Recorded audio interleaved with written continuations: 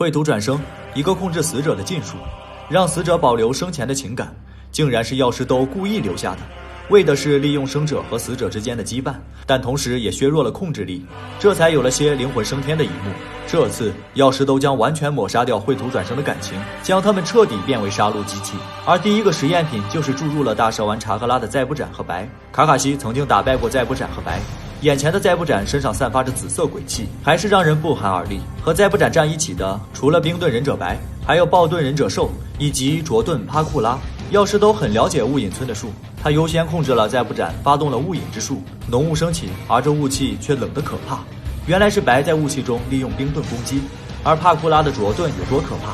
被击中的忍者体内水分会瞬间蒸发，变成一具干尸。同样拥有暴盾的卓，则可以理解为近战版的迪达拉。面对3个拥有血迹限界的敌人，联军很是被动。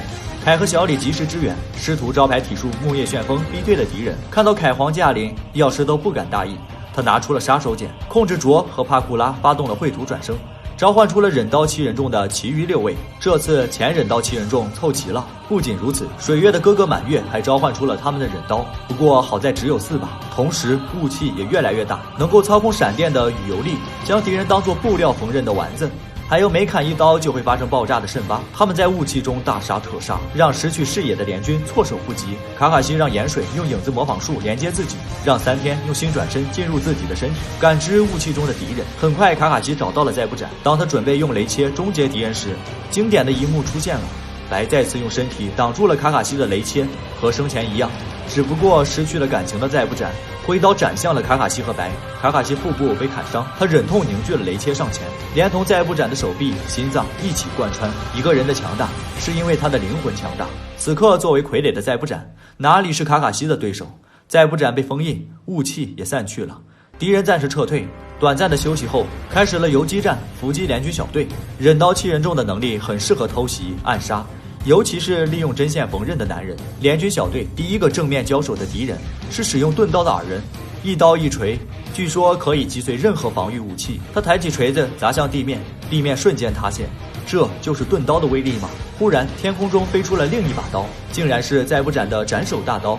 原来是卡卡西小队赶来支援，被打了那么久的游击终于冒头了，就拿你开刀吧。二人快速挥刀，卡卡西用斩首大刀格挡，再不斩的刀又如何？二人抬起锤子准备破防，在锤子落下的瞬间，卡卡西收刀反手斩击。谁说要防御了？钝刀的弱点就是攻击的瞬间。与此同时，敌人这边也来了支援，暴盾忍者兽，他的体术连小李也不敢硬接。此刻的左井也爆发出了前所未有的力量，他掌握了虎视眈眈，一种永久封印的术式，成功封印了二人。兽则趁势逃走，不过转眼间就去伏击杀隐眼影的小队，一拳打爆一个小朋友。眼影队长召唤了土墙，兽被土墙的震荡伤害打得支离破碎。果然药师都玩不转别人的血迹限界啊！正当他们准备封印兽时，队长瞬间变成了干尸。卓盾忍者帕库拉出现了，卓盾有多强呢？一瞬间摧毁了小范围的树林，被触碰到秒变干尸，同时还能够控制周围的火球，简直就是火影里的球女。而奥摩一这边负责对付的河豚鬼逃走了，故而能及时支援直树的小队。唯一知道帕库拉弱点的就是直树，他让同伴用水盾浇灭火球，奥摩一趁着雾气攻击。而真正关键的是上空的偷袭，成功炸碎了帕库拉的身体。在即将被封印时，兽又出来捣乱，炸坏了卷轴。看着残破的卷轴，帕库拉暂时恢复了意识，他用火球牵制了兽，让直树奥摩一撤离。毕竟2个血迹限界，而且是一击必杀的忍者，真的很难对付。战场的另一边，卡卡西又遇到了劲敌，一直在玩穿线游戏，疯狂杀人的丸子，不停制造爆炸的圣巴，终于露面了。